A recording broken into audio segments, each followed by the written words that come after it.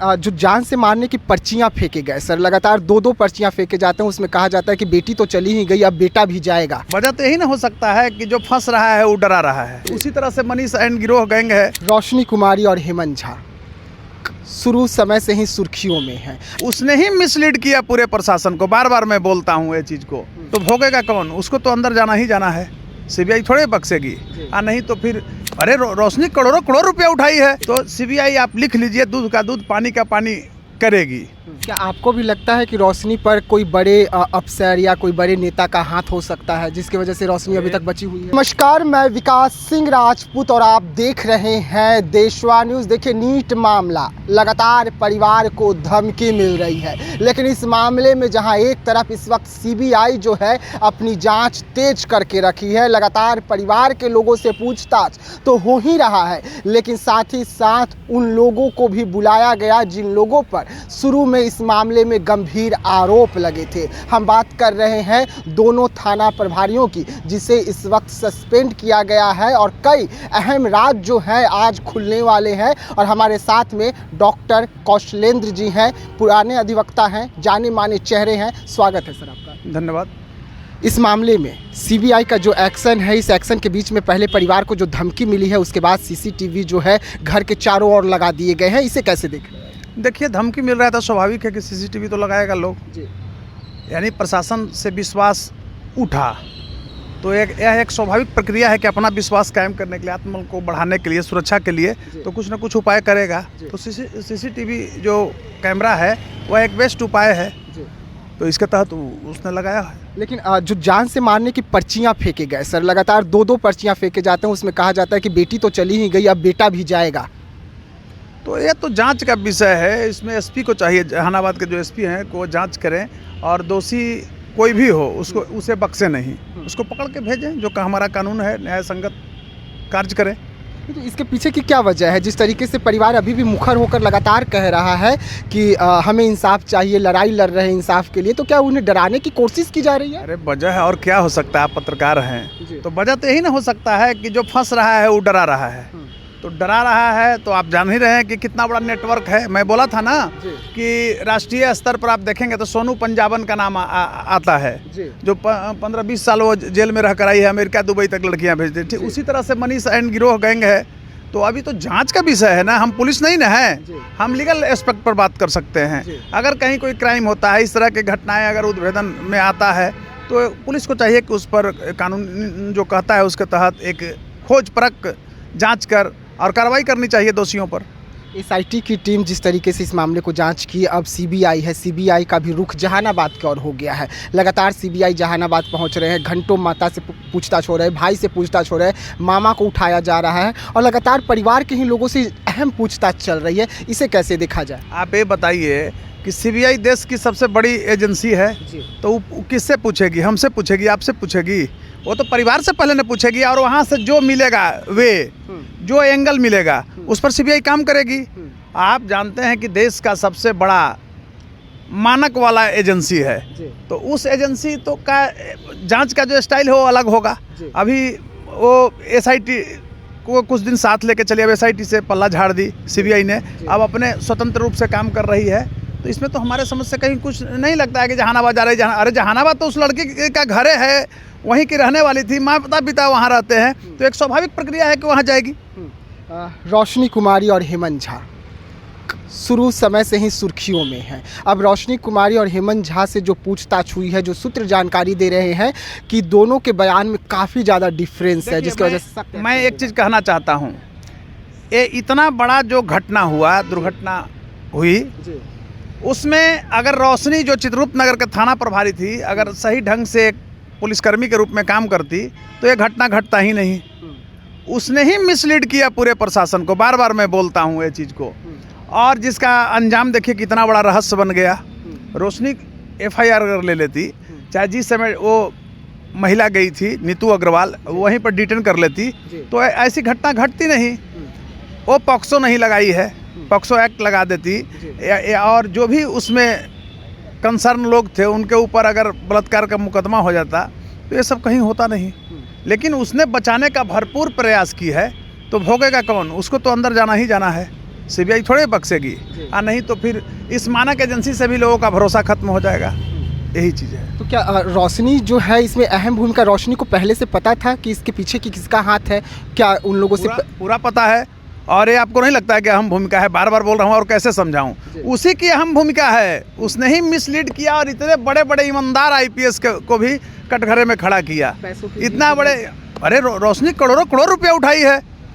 ये इतना बड़ा ये सब बलात्कारी लोग का चैनल है। आप ही बताइए, मैं पूछता हूँ कि बिहार पुलिस में अगर थोड़ा सा भी मोरल रहता तो जिस समय रोशनी ये वहाँ बुलाई थी नीतू अग्रवाल को, तो गिरफ्तार नहीं की, इसके एवज में रोशनी पर एफआईआर करवा देते वरीय पदाधिकारी। एक और एंगल पर आप काम कीजिए। वो मनीष रंजन जो है 4 साल में कौन सा ऐसा बिजनेस किया भाई कि आसमान से पैसा गिर रहा था, कोई आसमान फटा था, जो नोटों का बंडल गिर रहा था। आर्थिक अपराध इकाई क्या कर रही है आपका?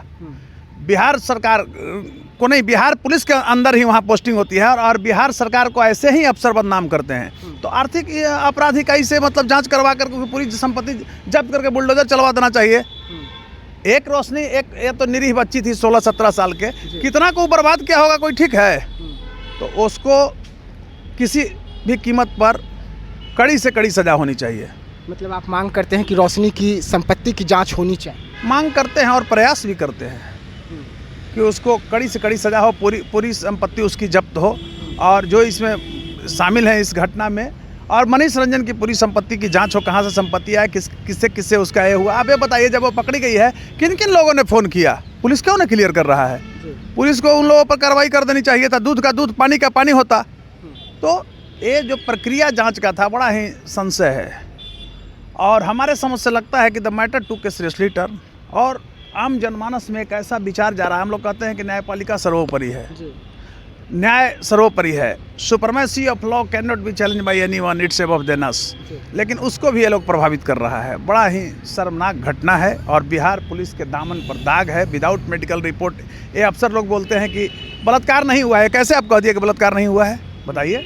तो हमारे समझ से लगता है कि सीबीआई अभी जिस दिशा में काम कर रही है, बहुत बेहतर अभी काम कर रही है और उसको न्याय मिलेगा। और सीबीआई पर भरोसा करना चाहिए। हिंदुस्तान का, हमारे देश का सबसे बड़ी एजेंसी है। तो सीबीआई आप लिख लीजिए, दूध का दूध, पानी का पानी करेगी। ठीक है, आगे अगर वैसा नहीं करती है तो उसका भी रूप है, बहुत तरह का कोर्ट है, कचहरी है। लेकिन अभी जो सीबीआई का स्टाइल है जांच का, 2-3 दिन से इधर, पहले तो अविश्वास, और 2-3 दिन से जो स्टाइल है, बड़ा ही बेहतरीन स्टाइल है। हाँ, एकदम खोजपरक स्टाइल है, एकदम वैज्ञानिक उसका तरीका है। इसी तरीका पर मैं बार बार कहता था कि जांच होनी चाहिए। सर्वप्रथम इतना क्यों इसको लचीला बना रहे हो? जो थाना प्रभारी है पकड़ के जेल भेजो, उसमें जो अफसर शामिल है उसको जेल भेजो। तब ना एक मानक रहता भाई कि पुलिस भी अब अगर दोषी साबित होगी तो ये लोग जेल जाएंगे। आप एकदम नंगा नृत्य करवा रहे हो।